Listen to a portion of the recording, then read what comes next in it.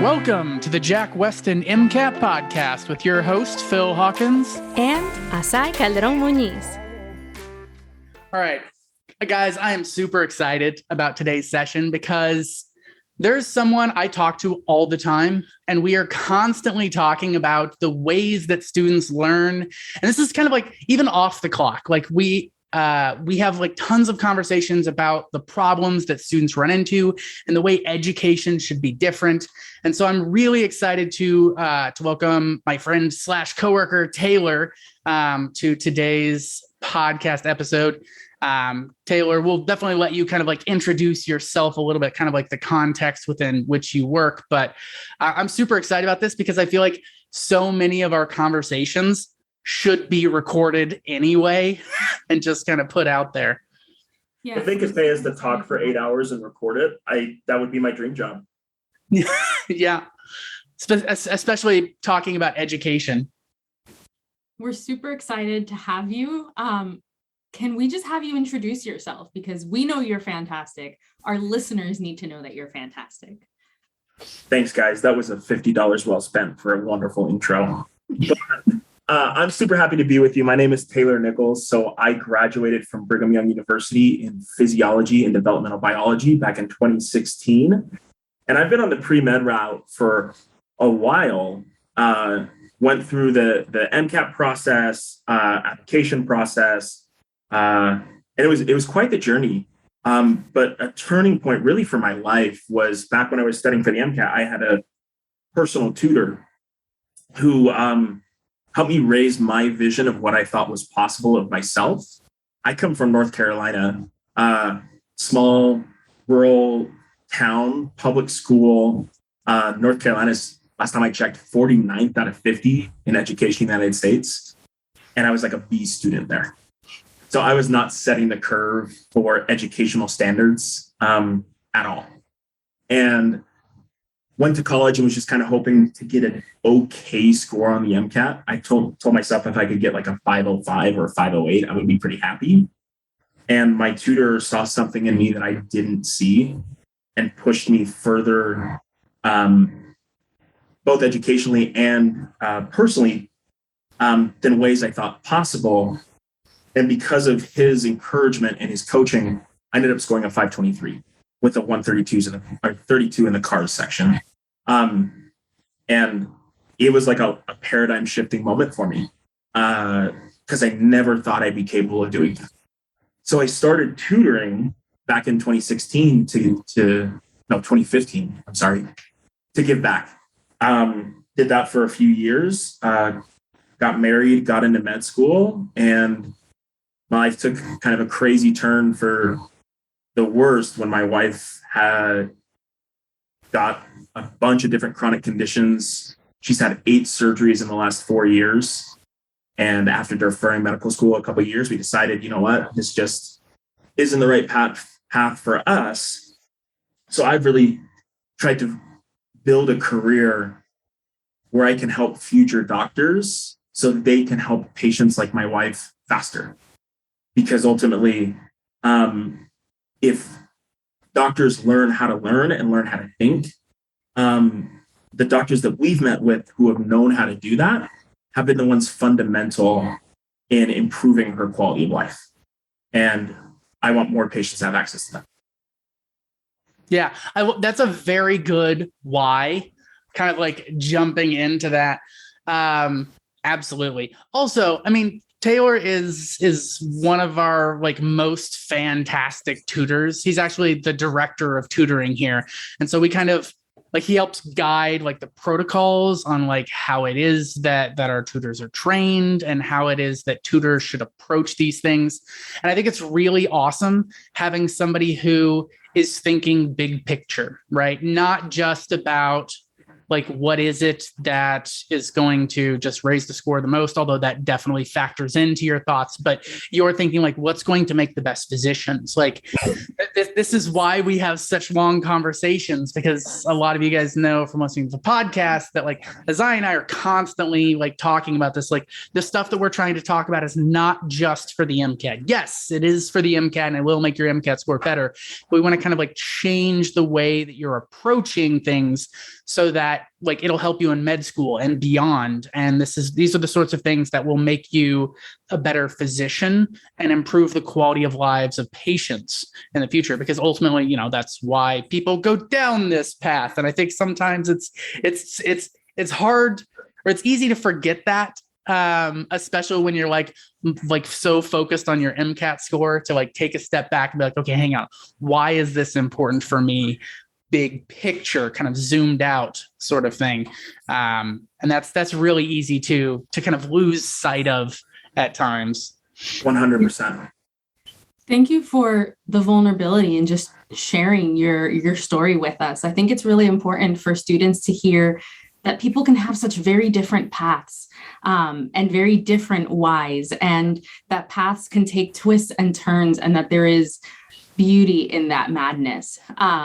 And also, it's just a really great reminder, like, you know, your story, your wife's story of medicine is not just memorization, right? It's not just the facts. It's about being able to make those connections and, you know, not just between topics, but with people, right? People may not always remember what you say, but they will remember how you made them feel. And so feeling heard and feeling cared for and feeling like you're actively thinking about, okay, what could be going on, right? And spending that time, and the feeling of, well, maybe this doctor's going home and they don't have the answer yet, but they're going to try and look for something, right? And make those connections and figure out what can we do more, instead of just, okay, you have your 20 minutes. I don't know the answer. Let's send you off to someone else. And I think that's a valuable thing to like experience, and also to remember for future physicians, because there's power in that on both sides. I agree. I that reminds me of when my wife was first starting to get diagnosed. Her manifesting symptoms were bone pain and fatigue and weird heart rate increases, and it was like idiopathic bone pain. It would travel all over her body. And the first doctor we saw was like, oh, it's just the birth control you're on. Like, go get the birth control removed. And we were so mad. Oh, we were furious. But a student of mine actually was a nurse at the time. And she said, hey, you should visit with this doctor, Dr. Kim. He's awesome. We got a referral with him. And we sat down with him and proceeded to talk with him about her condition for an hour and a half. And he pulled up to date. It's like looking stuff at it. It's like, oh, it could be this, it could be this. He ran like 30 different tests. And that was the start of maybe a 3 or 4 month period where we'd run some tests, we'd get results, we'd go back and sit with him a few weeks later. And he would visit with us during his lunch period and stay with us for an hour and be Googling stuff or looking stuff up on UpToDate and talking with us about the thought process. Eventually, he came to us and said, I have no answers for you. I don't know what's going on. But at the very least, we know you have endometriosis. Let's see if we can get this fixed. And it was that surgery that really made her bad enough for us to get connected with someone who could figure out what it was. And the cardiologist that saw us in like 30 seconds was like, oh, I know exactly what this is. So that's really interesting. I think it is just like a different mindset there, like looking at the first versus the second doctor, Dr. Kim. Yeah. And, you know, we talked so much about like the learning process. I feel like this is something that occurs in undergrad, where you are taught to memorize just like a whole bunch of things, but you're not making connections necessarily. You're not trying to figure out how these things are related. Like your physics teacher never brings up the electron transport chain. Your biochem teacher never brings up electrostatics, even though that's how proteins fold. That's how like proteins and substrates interact with each other. It's through electrostatics. And by changing the pH, the charges change in proteins, and that causes them to denature. And like really that is just applied physics. But like your teachers don't talk about that, because in undergrad, that's the way that you're tested. You're tested on some like pure just biochem. We're not going to ask you anything about anything else. And pure physics, where it's just a bunch of equations, but like nothing that is biologically relevant or connected to organic chemistry or general chemistry or bio or botany or anything else. But that's not the way the real world works. And like the people who just try to memorize things, that's a fantastic way to be successful in undergrad. That's a fantastic way to be successful like through elementary and high school. But once you start to get to the MCAT, I think is like one of the first big hurdles where all of a sudden trying to study that way just doesn't work, because you'll have a passage about how like the composition of lipids within a membrane changes the capacitance of the neuronal membrane. And like it is bringing all of these things together of like enzymatics and membranes and like capacitors and circuits and like being able to connect all of these things. And so I personally think that's one of the reasons that the MCAT is really a really powerful tool. There's a lot of people out there who think that the MCAT is stupid and like it's just like a hurdle and we should get rid of it and things like that. I actually think that it is a great tool to prepare students for like med school, because like going through the process of the MCAT makes you a better medical student when you get to that point. But also it's one of the first tests where you start to get that integrated, like combined view. And so students just struggle a little bit with this because they haven't been tested that way at all. But that's the way you need to approach things. And I think that's where a lot of like the tutoring stuff comes in and teaching like guidance, because the tool set you've had and all the way up until the point of the MCAT doesn't work on the MCAT, because the MCAT's different. The MCAT's a weird integrated thing versus a highly separated thing. And so just learning how to think in those ways, that leads you to better physicians who are able to, like, if I understand like specifically how this disease works and I understand specifically how this drug works, like you might realize like, okay, if someone's got this disease and there's like 3 options of drugs, like maybe this one is not the one that I want to go to, even though normally it would be the one indicated, but because they have this other underlying condition, I understand how all these things fit together. And I didn't just memorize the symptoms and treatments and like drug side effects. There's a lot of students that just try to memorize those things, but if you don't understand them, then it's hard to try to figure those things out. And I feel like the 2 doctors you talked about, the first versus the second doctor, that's absolutely a different mindset there of like someone who's like memorized stuff and like, I didn't memorize the answer to that question, so I can't help you, versus the second one who's like, hang on, I have a lot of pieces of information. Let's try to figure this out and put pieces together to understand how things kind of came out this way. Yeah. Oh, I have so much I want to say. I will try and be brief. So the first, some students might be like, what is Up to Date? So Up to Date is essentially a resource that is available in some institutions, like they pay for it. And it's a way for physicians, we use this in our hospital site, to look up the mechanism of different diseases. So why something happens, right? What's going wrong, treatment, how to diagnose it, what, the symptoms are, with the medications, they'll often tell you why they work. And what you were saying, Phil, about, knowing the mechanism for medications and for, diseases and illnesses, this is why we can do things like off-label uses of medications, right? Using a medication for a purpose other than what it was intended. Someone made enough connections to say, oh, this could also probably be used for XYZ, right? And so there's just so much there that I think is really easy to forget. And because y'all know I love cars is the one section where this really shines, right? Making those connections as they come up. And you cannot fact your way out of cars. You cannot, because there are no facts to have memorized, right? Mm-hmm. And so you guys have heard me say this, it plays a really big role in terms of how medical schools are able to see, okay, this person is able to make those connections, right? It's the one section where you really get to shine with that. And if that's something that you struggle with, right? If you've historically only learned by learning facts and you have to relearn how to learn, this is also actually a place where I think tutoring could be really helpful, because when you're not used to making those connections, it can make it an even more uphill battle. But learning how to make those connections and integrate different topics, and that ultimately, applies out to the sciences as well, can have the potential to change how you learn, how you approach the world, and ultimately what kind of doctor you'll be. Not specialty, but human interaction effectiveness. As I agree with you 100%. I really love the things both you and Phil shared. And I think you both illustrated the type of thinking that medical schools want students to have.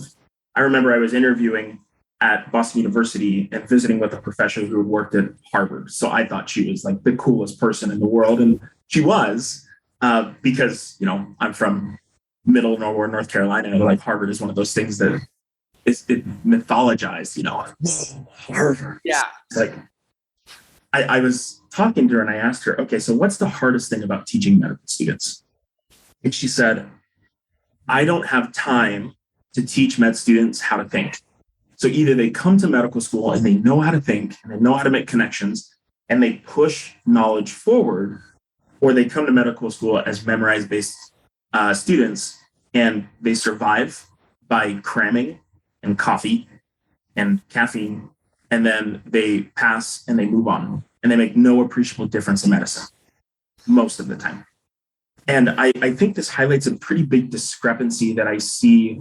I've been in the MCAT world a while now. I've worked on a whole variety of students. And this might sound crazy as someone in charge of tutoring to say, but I don't think every student needs tutoring, because there are some students who, and the stereotypical post on Reddit of like, this is how I took my score from a 502 to a 522 in 2 months. Those people are perfect examples of people who already think like this. So all they had to do was fill in the gaps of content, and they're already thinking in the way the MCAT rewards. They learned how to do it naturally. And I don't know why they learned how to do that naturally. And I wish I could do some research and figure it out. But the students that need tutoring and the students that really benefit are students like myself, who had learned how to do nothing but memorize. And the way I studied was I literally would take my notebook and write over and over and over again. Or I'd repeat a fact to myself over and over and over again. Mm-hmm. Flashcards. Oh, yeah. Yeah. Flashcards. And then I'd say, oh, okay, I think I've got it. And it wasn't until I started seeing the connections that could be made and how I should be asking myself, why does this happen? And how does this happen? And what would happen if this process stopped? Where I really started to love to learn. And it became something fascinating. And studying for the MCAT ceased to be a chore and ceased to become this big mountain I was climbing just to reach the top. And I began to enjoy the vistas of the climb as I went. And it was a beautiful thing when I would make connections and feel a click in my head and all of a sudden recognize NAD plus is a Lewis acid because it accepts electrons. Mm-hmm. And it was just like, oh my gosh, biology and chemistry are the same thing. Yeah. It was so freaking cool. So what we specialize in here and what we're training our tutors to do is to help students learn to make this switch and to learn how to make the switch in the sciences and learn how to make the switch in the PERS section. And for some of us, this is like a stage 4 operable learning problem that we have to go in and dissect. So it takes students a long time. I was talking to a student a few days ago where I said, listen, you're in your mid 480s. We've got to do some overhaul here. There is no simple surgery that's going to cut out this problem and fix it. It's going to take surgery. It's going to take chemo. It's going to take radiation. And it's going to take a long time to change how you think. But even if I could take you from a 495 to a 515 in a month, I wouldn't, because that's doing you a disservice and it's doing your future patients a disservice. And because I'm on that patient side of things with my wife all the time, I can't do that. Patients deserve better.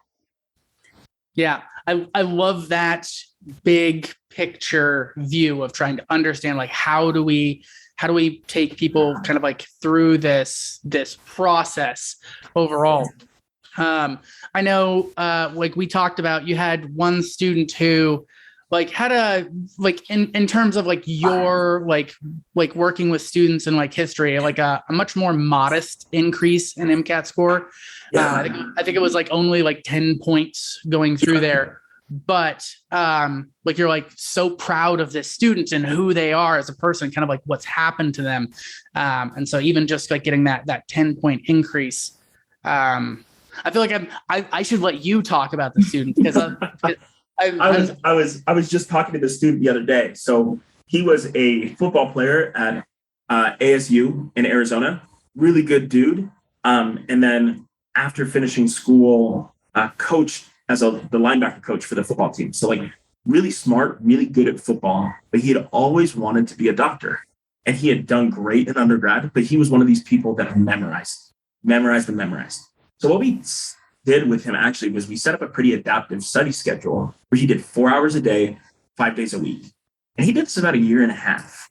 And the reason we had him go that slow was, number one, so he couldn't burn out. And number two, because he had tried to go fast before, and he had been studying for the MCAT for a long time. And nothing was really helping. But we were to move him from a 495 to a 505. And a lot of people look at that and say, wow, big whoop. Wow, you're so great. You helped someone get a 505, whatever. And I won't lie to you, I was a little disappointed to see the outcome of his results. But we talked about it afterwards. And I remember him saying, I'm really proud of what I've done and how I've learned to think.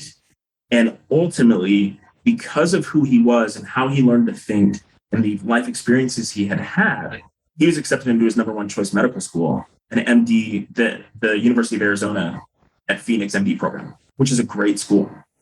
And he just finished his first year now. We were talking a few days ago, and he's like, I love this. I love seeing how the things we talked about and the things we discussed and the learning strategies apply in medicine.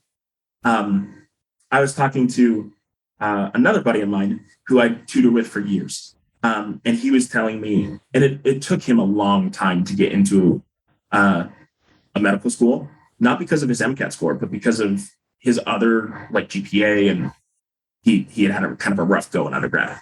Mm-hmm.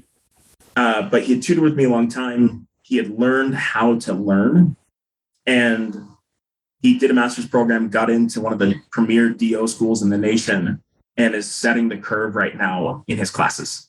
And I was talking to him, I said, dude, Lauren, what's the secret? He said, honestly, I learned the strategies of learning.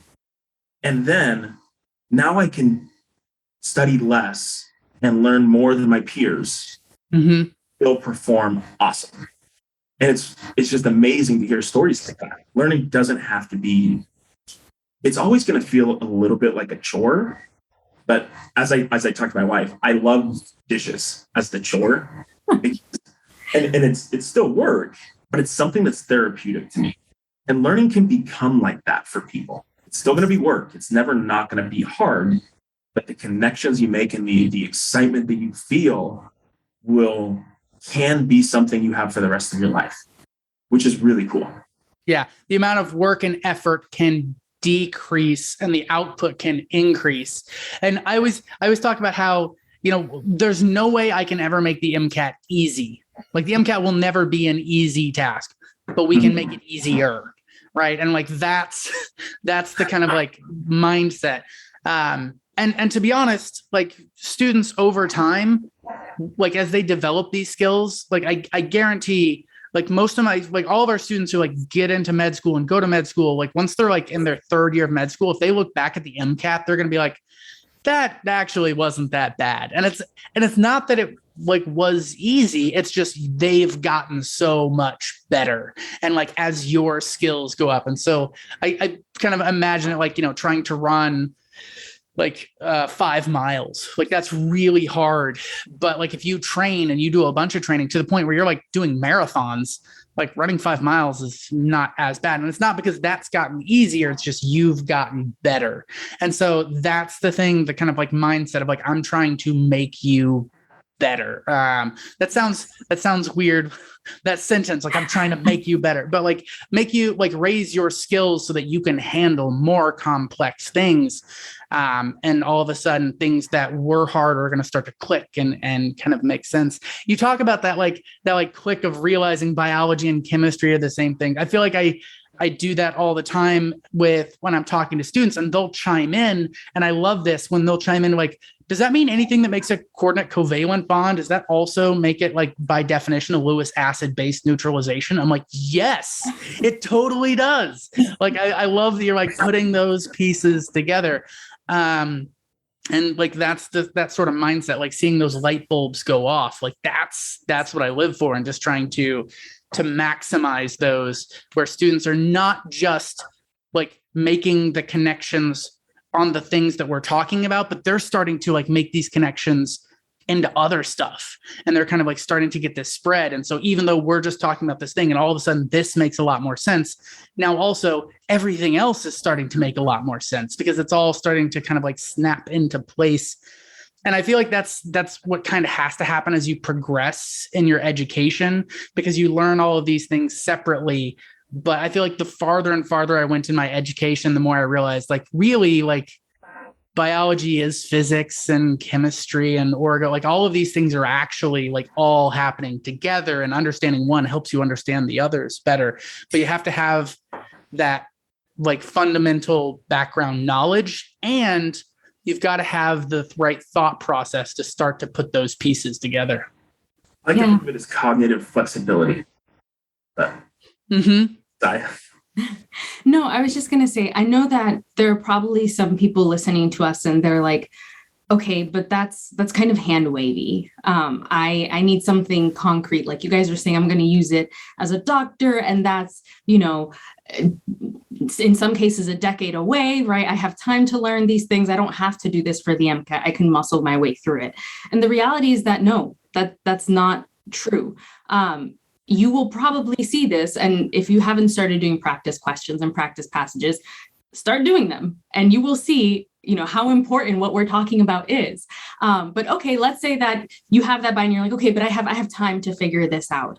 And you know, it's just for the MCAT. It's not actually for the future. I believe during the anxiety episode, we talked about this, but in medical school, some of the exams you will be taking, and do not freak out about this. This is why we are talking about these topics and learning how to learn. It will make this easier in the future. But I want to give you guys a concrete example as to how this plays out in very soon for you guys, right? When you start medical school. And you will have these exams, couple sentence long question stems, right? You are expected to know the content and be able to make the connection between the symptoms, between what you think the diagnosis is and why certain medications might be better, right? Or why a treatment is going to be the right treatment. These types of connections between topics, between organ systems, between specialties, you're going to be expected to make those connections. For some of you, that's a year, 2, 3 years away, right? And so it can feel like, oh, that's plenty of time. But this, like you were saying, Taylor, this is a process. Learning to learn it takes time. This is not something that's going to happen overnight. And for me, what can sometimes feel like an elephant is in the room, and I've had conversations with students about this, is for folks who are English as a second, third, fourth language, who are first generation, you know, in the US, or first generation in, you know, undergrad, and first generation med students. And oftentimes folks from these backgrounds don't have that kind of infrastructure and context for, okay, how do I sit down and learn this? Right? You know, you might have had a parent who sat down and helped with like grade school homework, but really couldn't help you much by the time you got to high school, and couldn't help you when you got to undergrad. And there is nothing wrong with that, right? You are making the strides in your family, in your cohort, whatever it may be, to keep improving. And this is one more block to keep improving. And this is something that you will be your legacy, right? To the people that you come into contact with, to future family, to future friends, etc. And I also add English as a second, third, fourth language in there, because I was having a conversation with a friend the other day, and they were saying, you know, I put in twice as much work to be able to express myself in English and to be able to make those connections in English. Whereas if you, and actually this was with a student last last night had this conversation too. If you gave this to me in Spanish, I would be faster and I would be able to see, this was with cars, what's common person, right? I would be able to make that connection, but this is not my first language. And so it's tougher.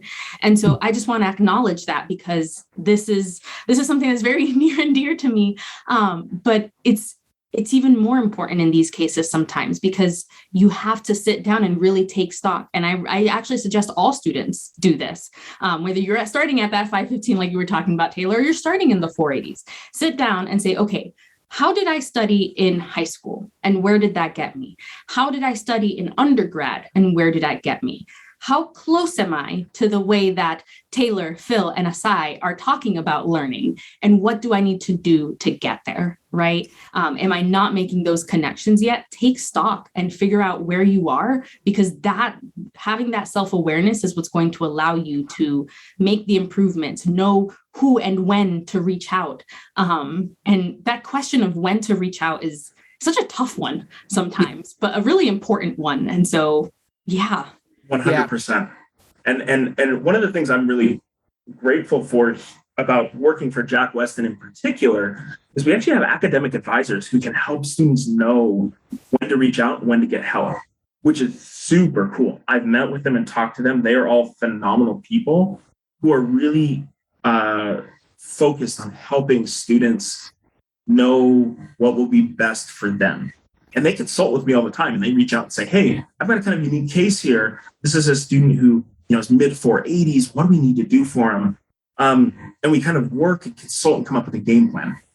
Ultimately, I think, Azaii, you made a really good point about, English as a first or a second, third, fourth language.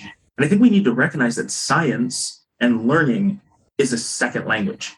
Because, you guys, as people who have been to medical school, could very likely talk about an advanced neuronal pathway in the amygdala that I wouldn't quite comprehend because I don't have that background.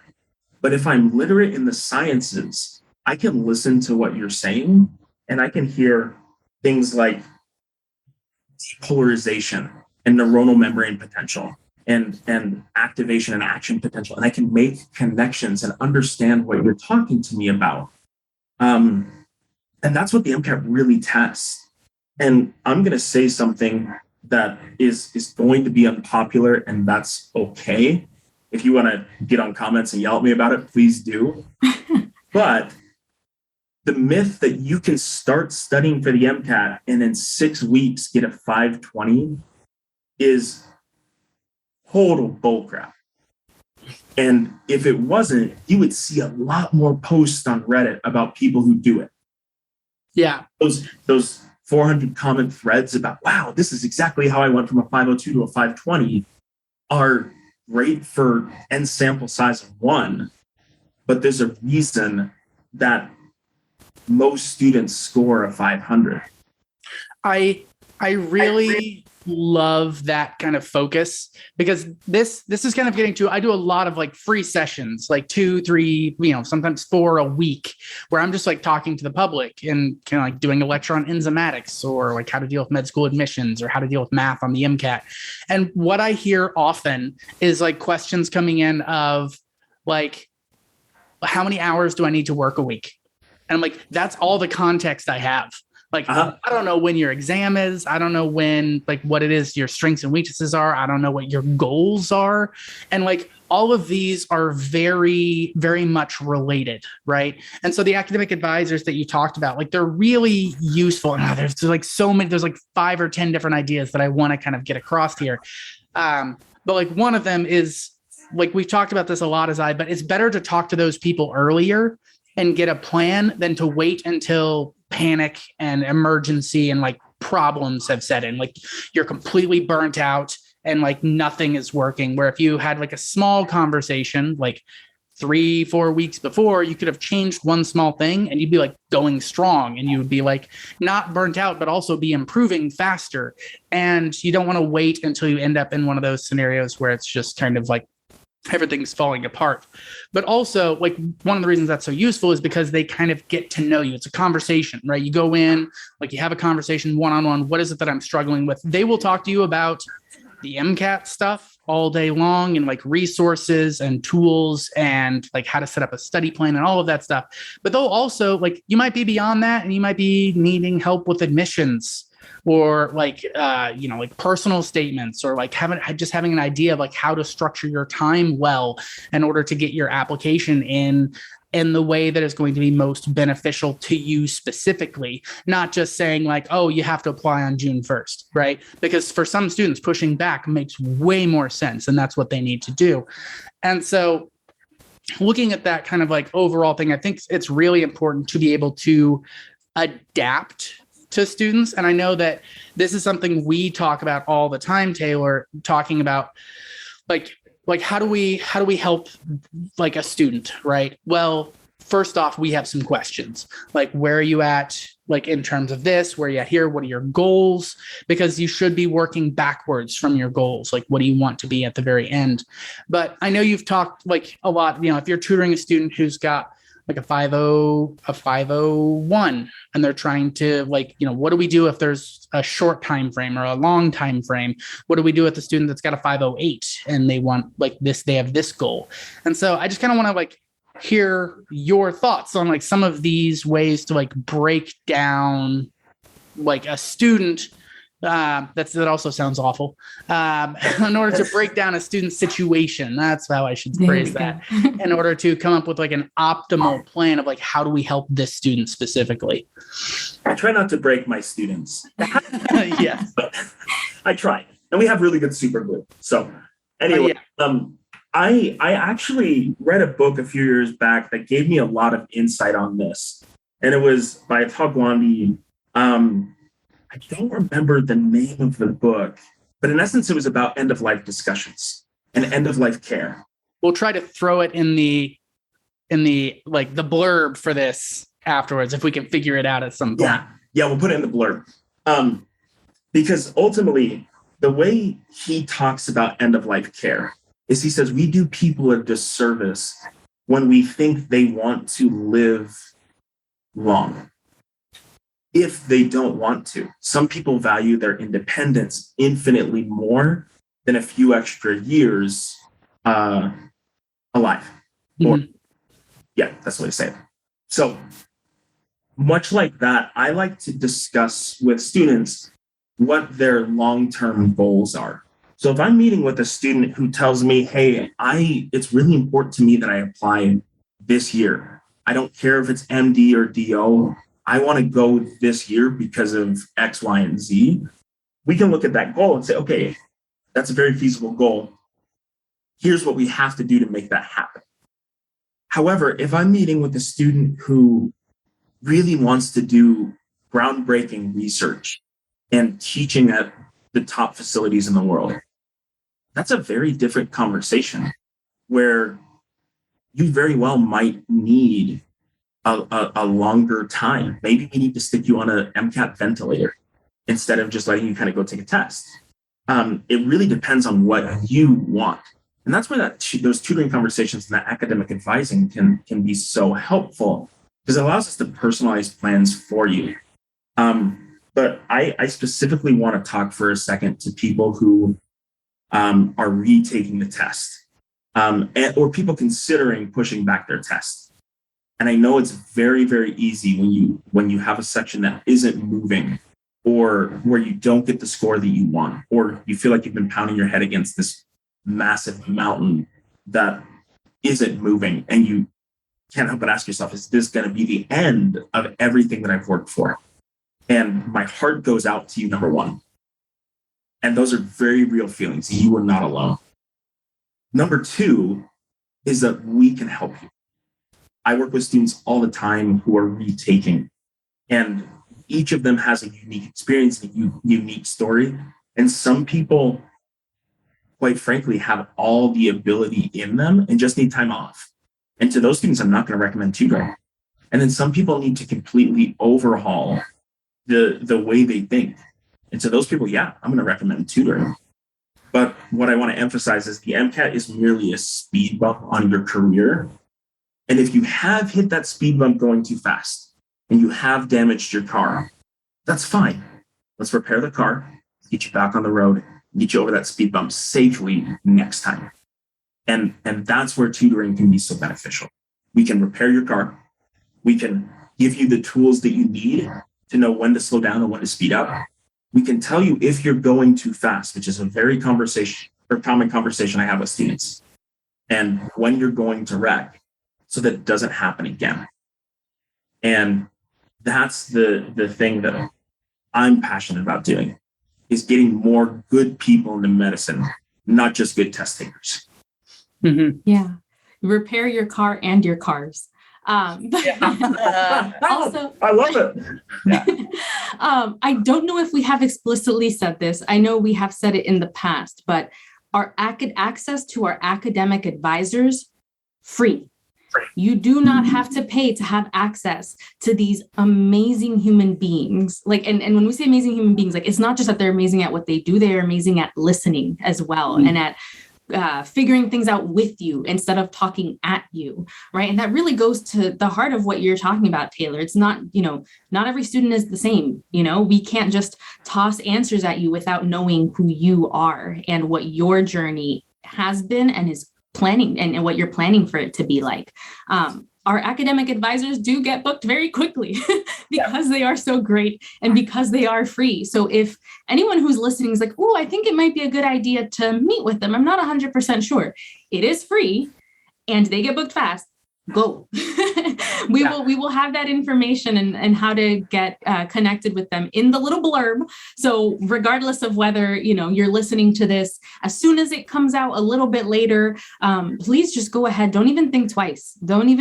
Because you are our priority here. And that has always been the case. And that will always be the case. Taylor, I really love your analogy of the car thing. I feel, just side note, I think that is a great hallmark of just a good teacher, is that they're really good with analogies, because sometimes that can take something that's kind of complex and help you like understand it from a different perspective, right? Being able to look at it a little bit different.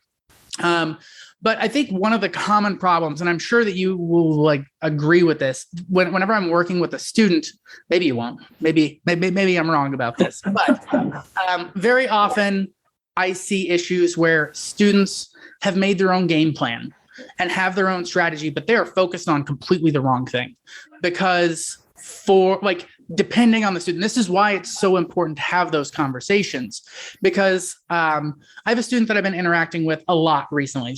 Taking the test next week. And so a little bit of like trying to figure out those like last little bits. This student is so good at brute force memorization. Like she is a monster at it. And she's like asking me details about like specific enzymes, like branching off into other pathways. And I'm like, listen, I don't know that, right? Like that's something, first off, the MCAT's never going to ask you that, but she's like, oh, I'm trying to like get better. And so I'm like memorizing and like putting all this information, like the effort that she's putting in there, which is a Herculean effort, is not going to help her.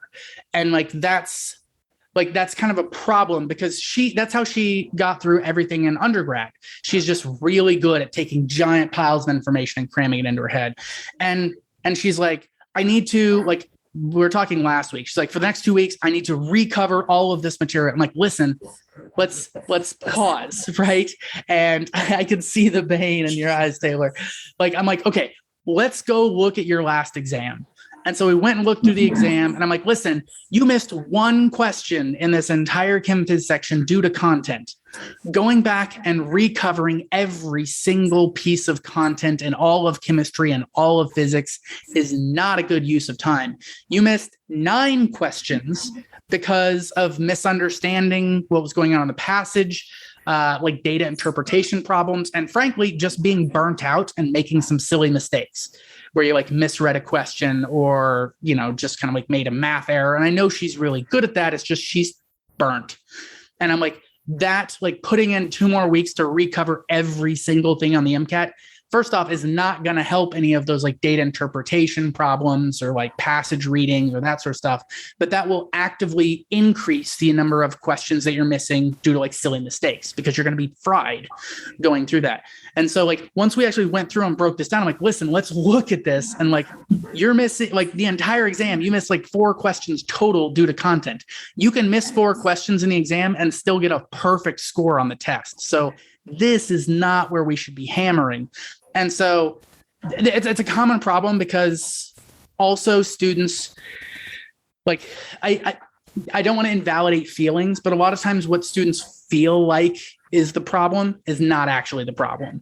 And so a lot of students are like, I feel like I'm really bad at physics. I feel like I'm really bad at orgo. And then I look at what's going on. I'm like, listen, you missed 2 questions in physics and 1 question in orgo, and you missed 9 in biochem. We need to focus on biochem, right? Like that's where we should be angling. And that's just such an important thing for students to realize. Like, that's why we're here, is like, we are people who just eat, sleep, breathe MCAT and like having those guides that can kind of like take a look and see and recognize kind of what's happening. I think that is a very powerful tool that you should take advantage of if you can. I agree 1,000%. I have so much to say, and I know we've a limited time, but I want to explain what you just described as it's something I see all the time, and I want to put it in the context of an analogy. We are trying to compete at Olympic level MCAT scores. So a lot of students in your situation say, okay, cool, I got to get ready for the Olympics. The MCAT Olympics is coming. Let's go.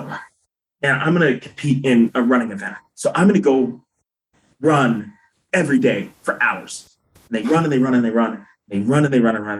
And they wear down their legs and they go through tons of shoes. And they're like, they finally get to the starting line. And they're like, oh man, I did it. I persevered. I'm ready for the race. And boom, the gun goes off and everybody's sprinting past them. What's going on? And turns out they were entered in the 100-meter dash, not the marathon. And they spent so much time just running that they haven't been training for the event. An old friend of mine talked about how you can't prep for the World Series with a golf club.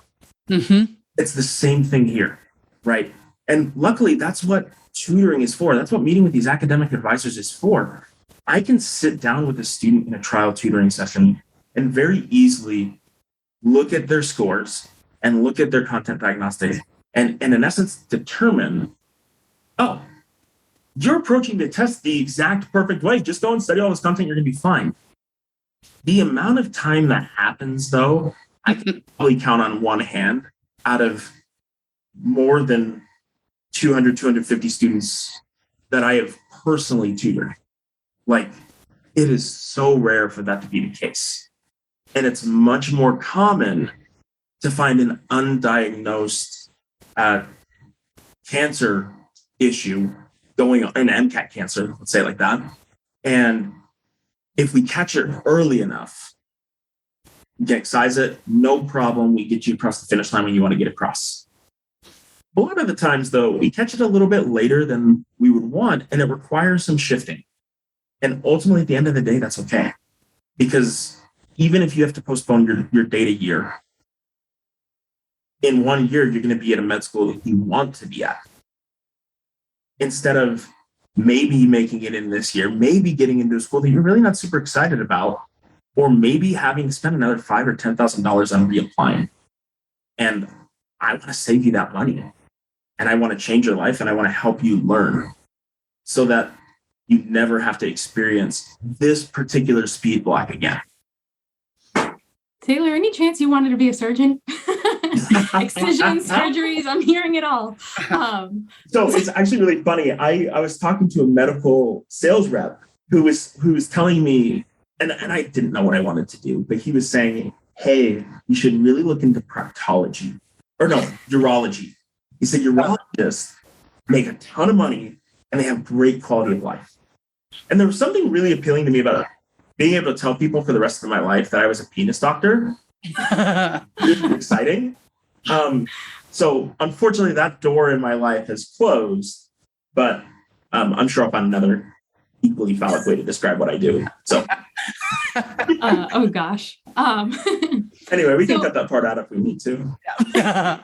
No, we got to keep that. That's important. There we Gold. go. Just don't let Jack listen to it. Yeah. So I know that we've thrown so much at you guys. I just want to end on a few quick notes. The first, you've heard us say this before, but it's so true. A weakness is just a strength you haven't cultivated. Like that is it. And we've talked about, okay, well, if you're retaking or, start, when should I reach out? When, do I try and get help? When should I be doing what practice material, et cetera? You can get help at any point in your studying timeline, right? Whether you're just starting out and you're like, I don't even know where to begin. Connect with an academic advisor. Again, free. Mm-hmm. You're partway through and you're trying to figure out, okay, what is my issue, right? Another opportunity to get connected. You're getting close to testing. You're like, do I push back or not, right? Is it going to cost me another, like you said, Taylor, $5,000, $10,000 to reapply next year? Or maybe you need to retake, right? And you've said, okay, I have a goal and I did not meet that goal and I need to connect with someone. These are all opportunities to get connected. And you guys also have access to a lot of tools on the Jack Westin website. You have access to free trial sessions.